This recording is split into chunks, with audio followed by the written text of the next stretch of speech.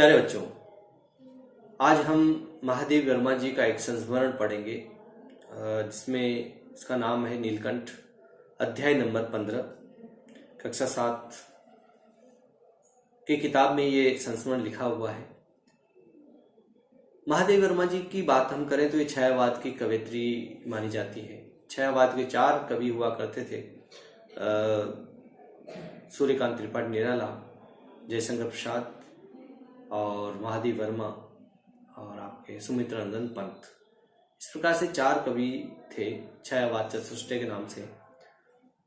महादेव वर्मा जी एक ऐसी कवयित्री रही है, एक ऐसी लेखिका साहित्यकार रही हैं जिन्होंने ईश्वर का सानिध्य पाने के लिए बहुत सारी कविताएं लिखी हैं और संस्मरण विधा में तो इनका कोई सानी नहीं है। संस्मरण विधा को संपन्नता देने के लिए हिंदी साहित्य में इनका बहुत बड़ा नाम है। तो आज हम महादेव वर्मा जी की का जो संस्मरण है उसे हम पढ़ने जा रहे हैं। देखिए, पहला जो पृष्ठ है इसको देखते हैं हम लोग। उस दिन एक अतिथि को स्टेशन पहुंचाकर मैं लौट रही थी कि चिड़ियों और खरगोशों की दुकान का ध्यान आ गया और मैंने ड्राइवर को उसी ओर चलने का आदेश दिया। बड़े मियाँ चिड़िया वाले की दुकान के निकट पहुंचते ही उन्होंने सड़क पर आकर ड्राइवर को रुकने का संकेत दिया। मेरे कोई प्रश्न करने के पहले उन्होंने कहना आरंभ किया, सलाम गुरुजी। पिछली बार आने पर आपने मोर के बच्चे के लिए पूछा था। शंकरगढ़ से एक चिड़िया मार 2 मोरों के बच्चे पकड़ लाया है। एक मोर है, एक मोरनी। आप पाल लें, मोर के पंजों से दवा बनती है। सो ऐसे ही लोग खरीदने आए थे। आखिर मेरे सीने में भी तो इंसान का दिल है। मारने के लिए ऐसी मासूम चिड़िया को कैसे दूं? टालने के लिए मैंने कह दिया, गुरुजी ने मंगवाए हैं। वैसे ये कमबख्त रोजगार ही खराब है। बस पकड़ो पकड़ो, मारो मारो। बड़े मियाँ के भाषण का तूफान मेल के लिए कोई निश्चित स्टेशन नहीं है। सुनने वाले थक कर जहां रोज दे वही स्टेशन मान लिया जाता है। इस तथ्य से परिचित होने के कारण ही मैंने बीच में उन्हें रोककर पूछा, मोर के बच्चे हैं कहाँ?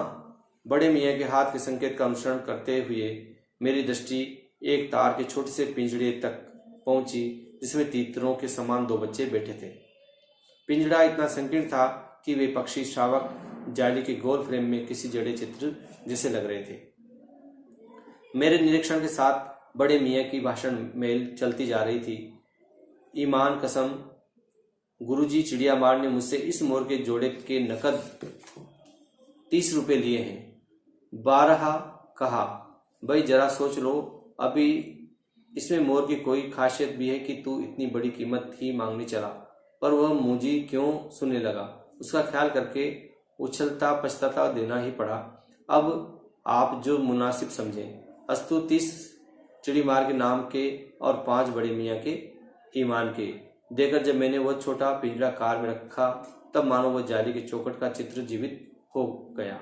दोनों पक्षी शावकों के छटपटाने से लगता था मानो पिंजरा ही सजीव और उड़ने योग्य हो गया है। घर पहुंचने पर सब कहने लगे, तीतर है, मोर कहकर ठग लिया है। कदाचित अनेक बार ठगे जाने के कारण ही ठगे जाने की बात मेरे चिढ़ जाने की दुर्बलता बन गई। अप्रसन्न होकर मैंने कहा, मोर के क्या सुरखाब के पर लगे हैं तो पक्षी ही। चिढ़ा दिया जाने के कारण ही संभवतः तो उन दोनों पक्षियों के प्रति मेरे व्यवहार और सत्य में कुछ विशेषता आ गई। पहले अपने पढ़ने लिखने के कमरे में उनका पिंजरा रखकर उसका दरवाजा खोला। फिर कटोरी में सत्तू की छोटी छोटी गोलियां और पानी रखा। वे दोनों चूहेदानी जैसे पिंजरे से निकलकर कमरे में मानो खो गए। कभी मेज के नीचे घुस जा गए, कभी अलमारी के पीछे। अंत में इस लुका छुपी से थक कर उन्होंने मेरी रद्दी कागजों की टोकरी की अपने नए बसेरे का गौरव प्रदान किया। 2-4 दिन वे इसी प्रकार दिन में इधर उधर गुप्तवास करते और रात में रद्दी की टोकरी में आकर प्रकट होते रहे। फिर आश्वस्त हो जाने पर कभी मेरी मेज पर, कभी कुर्सी पर और कभी मेरे सिर पर अचानक आविर्भूत होने लगे। खिड़कियों में तो जाली लगी थी पर दरवाजा मुझे निरंतर बंद रखना पड़ता था। खुला रहने पर चित्रा मेरी बिल्ली इस नवागंतुकों का पता लगा सकती थी और तब उसके शोध का क्या परिणाम होता यह अनुमान करना कठिन है। मतलब वो खा सकती थी। वैसे वह चूहों का भी आक्रमण नहीं करती, परंतु वह यहाँ तो दो सर्वथा अपरिचित पक्षियों की अनाधिकार चेष्टा का प्रश्न था। उसके लिए दरवाजा बंद रहे और ये दोनों उसकी दृष्टि में एरे गेरे मेरी मेज को अपना सिंहासन बना ले। यह स्थिति चित्रा जैसी अभिमानिनी मार्जिनी के लिए असहज ही कही जाएगी। चलो फिर एक बार गौतम जी से मिल लेना। ठीक है, ठीक। आप फाइनल लास्ट कट। जब मेरे कमरे का कायाकल्प चिड़िया खाने के रूप में होने लगा, तब मैंने बड़ी कठिनाई से दोनों चिड़ियाओं को पकड़कर जाली के बड़े घर में पहुंचाया, जो मेरे जीव जंतुओं का सामान्य निवास है।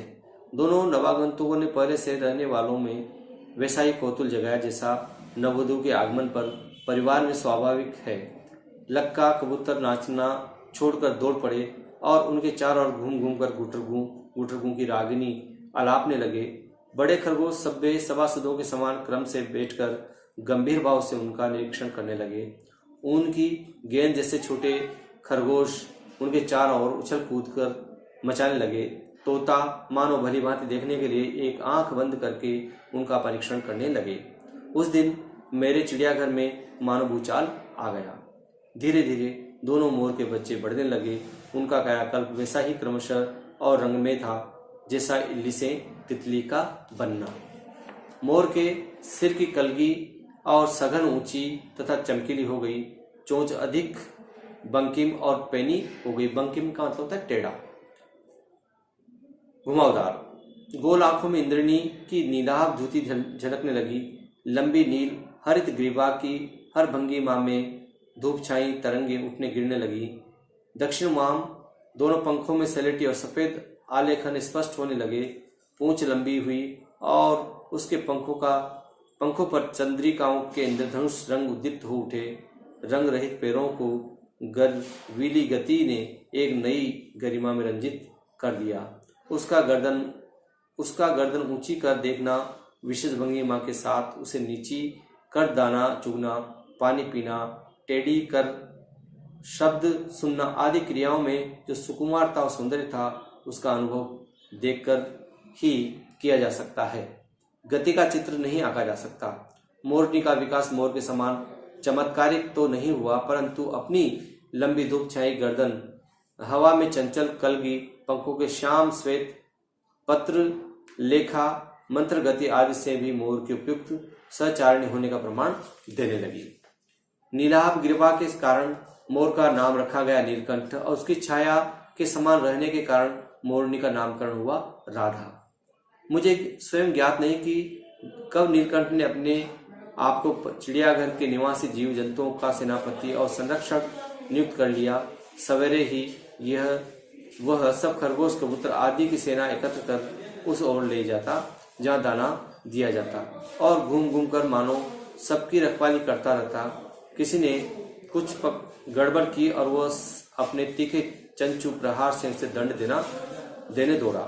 खरगोश के छोटे बच्चों को वह चोंच से उनके कान पकड़कर ऊपर उठा लेता और जब तक कि वे आर्त क्रंदन न करने लगे उन्हें उधर में लटकाए रखता। कभी कभी उसकी पैनी चोंच से खरगोश के बच्चों का कर्णवेद संस्कार हो जाता, पर वे कभी उसे क्रोधित होने का अवसर न देते। दंड विधान के समान ही उन जीव जंतुओं के प्रति उसका प्रेम भी असाधारण था। प्रायः वह मिट्टी में पंख फैलाकर बैठ जाता और वे सब उसकी लंबी पूंछ और सघन पंखों में छुआछुवल सा खेल खेलते रहते। ऐसे किसी स्थिति में एक सांप जाली के भीतर पहुंच गया। जब जीव जंतु भागकर इधर उधर छिप गए, केवल एक शिशु खरगोश सांप की पकड़ में आ गया। निगलने के प्रयास में सांप ने उसका आधा पिछला शरीर तो मुंह में दबा रखा था। शेष आधा जो बाहर था उससे चींची का स्वर भी इतना तीव्र नहीं निकल सकता था कि किसी को स्पष्ट सुनाई दे सके। नीलकंठ दूर ऊपर झूले में सो रहा था। उसके चौकन्ने कानों ने उस मंद स्वर की व्यथा पहचानी और वह पूंछ पंख समेत सर्प से एक झपट्टे में नीचे आ गया। संभवतः उसकी सहज चेतना से ही उसने समझ लिया होगा कि सांप के फन पर चोंच मारने से खरगोश भी घायल हो सकता है। उसने सांप को फन के पास पंजों में दबाया और फिर चोंच से इतने प्रहार किए कि वो अधमरा हो गया। पकड़ ढीली पड़ते ही खरगोश का बच्चा मुख से निकल आया, परंतु निश्चय सा वहीं पड़ा रहा। राधा ने सहायता देने की आवश्यकता नहीं समझी, परंतु उसकी मंद के काश से किसी असामान्य घटना की सूचना सब और प्रसारित कर दी गई। माली पहुंचा, फिर हम सब पहुंचे। नीलकंठ जब सांप के 2 खंड कर चुका, तब उस शिशु खरगोश के पास गया और रात भर उसके पंखों के नीचे रखे उष्णता देता रहा। कार्तिकेय ने अपने युद्ध वाहन के लिए मयूर को क्यों चुना होगा, यह उस पक्षी का रूप और स्वभाव देखकर समझ में आ जाता है। मधुर कला प्रिय वीर पक्षी है। मयूर कला प्रिय वीर पक्षी है, हिंसक मात्र नहीं। इसी से उसे बाज, चील आदि की श्रेणी में नहीं रखा जा सकता, जिनका जीवन ही क्रूर कर्म है। नीलकंठ में उसकी जातिगत विशेषता तो थी ही, उनका मानवीकरण भी हो गया। मेघों की सावली छाया में अपने इंद्रधनुष के गुच्छे जैसे पंखों को मंडलाकार बनाकर जब वह नाचता था, तब उस नृत्य में एक सहजात लय ताल रहता था। आगे पीछे दाहिने बाएं क्रम से घूमकर वह किसी अलक्ष्य सम पर ठहर जाता। राधा नीलकंठ के समान नहीं नाच सकती थी, किंतु उसकी गति में भी एक छंद रहता था। वह नृत्य मग्न नीलकंठ की दाहिनी ओर से पंख को छूती हुई बाएं ओर निकल आती थी और बाएं पंख का स्पर्श कर दाहिनी ओर। इस प्रकार उसकी परिक्रमा में भी एक पूरक ताल परिचय मिलता था। नीलकंठ ने कैसे समझ लिया कि उसका नृत्य मुझे बहुत भाता है, यह तो नहीं बताया जा सकता, परंतु अचानक एक दिन वह मेरे जाली घर के पास पहुंचते ही अपने झूले से उतरकर नीचे आ गया और पंखों का सतरंगी मंडलाकार छाता तानकर नृत्य की भंगिमा में खड़ा हो गया। तब से ये नृत्य भंगिमा नृत्य का क्रम बन गई। प्रायः मेरे साथ कोई न कोई देशी विदेशी अतिथि भी पहुंच जाता था और नीलकंठ की मुद्रा को अपने प्रति सम्मान पूर्वक समझकर विस्मयाभिभूत हो उठता था। विस्मय का मतलब होता है आश्चर्य। कई विदेशी महिलाओं ने उसे परफेक्ट जेंटलमैन की उपाधि दे डाली। जिस नुकीली पैनी चोंच से वो भयंकर विषधर को खंड खंड कर सकता था, उसी से मेरी हथेली पर रखे हुए भुने चने ऐसी कोमलता से होले हुले उठाकर खाता कि हंसी भी आती थी और विस्मय भी होता था। फलों के वृक्षों से अधिक उसे पुष्पित और पल्लवित वृक्ष भाते थे। बसंत में जब आम के वृक्ष सुनहली मंजरियों से लद जाते, अशोक नए लाल पल्लवों से ढक जाता, तब जाली घर में वो इतना अस्थिर हो उठता कि उसे बाहर छोड़ देना पड़ता।